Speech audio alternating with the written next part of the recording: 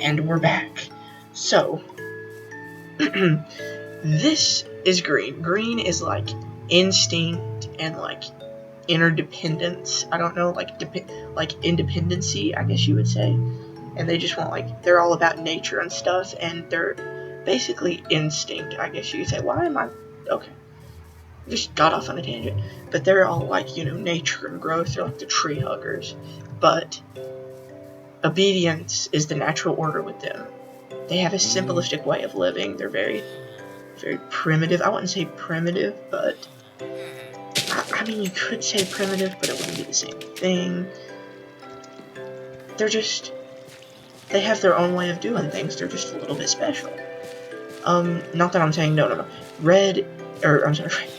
Green creatures specialize in, big, massive creatures that just have a lot of attack and defense that you can just swoop in and kill everything. Which brings me to a thing. Token creatures. Tokens are just, they're like cards that you use. They're like tokens. They can be summoned. And, what green also specializes in is, what was I gonna say? Buff spells, yes. Like, one of the basic giant growth, it's a 1-drop. You get +3/+3 until the end of turn. So if it's a 5/5, it'll become an 8/8. That's a big difference, ladies and gentlemen. Big, big difference. Green also has a lot of mana ramp, which means they can get a lot of mana out easily. Easy. Like, it's so easy by turn 4 to have 8 mana. So if you like getting a lot of big creatures out, and, killing everything, then, I mean, you can go do that. That's green for you. And green has a lot of, artifact and enchantment destruction. They hate illusion and artificial things. They see them as sort of, wrong, just wrong. Can't believe we spawned next to a mushroom biome thingy, majigger, whatever. But green, very interesting. They can be very aggressive, but they're usually, they're timid unless provoked. The leader of the green, Garruk Wildspeaker, he specializes in getting creatures out. Like, his one ability allows you to draw 5 cards, and if they're creature cards, you can put them on your battlefield without paying any mana cost. Green and blue do not get along. One's primitive, one's super intelligent. They see the world differently. Because, I mean, green places so much concept on the value of community, it's so crazy. I mean, green's like, the best course of action is to let nature take its course, whereas blue's like, oh, okay, I'm gonna do everything. And, yeah, but green also relies on instinct, and basically survival of the fittest type deal, and, they basically just want to live in harmony with everything. But green, they have a little bit of everything in terms of special abilities. A creeper blew this up.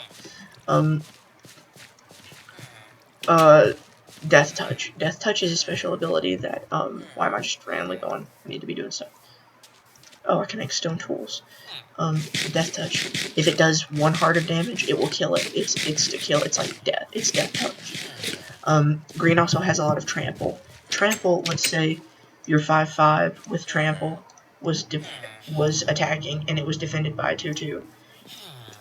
The 2/2 takes 2 of the damage, but 3 goes all the way through the life points.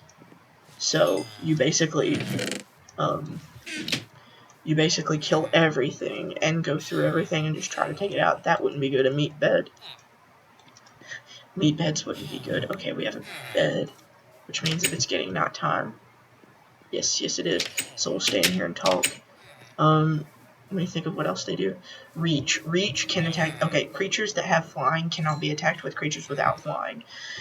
The only thing other than flying that creatures can defend with is reach. Reach allows you to reach them, is all I'm trying to say. 1 second. But as I said before, green also, green and blue share a lot of hexproof. Hexproof is basically, this creature cannot be the target of spells and abilities. So if it wants to be exiled or destroyed via a red spell, it cannot be the target of spells and abilities. The thing that goes with hexproof is indestructibility. Combat damage, anything that says destroy will not affect it. Will not affect this creature. So if you had something that has indestructibility and Hexproof, it would literally, there's no way you could beat it unless you put -1/-1 counters via poisoning or wither. But we'll get into that another day. Goodness. But that's pretty much all green has to offer.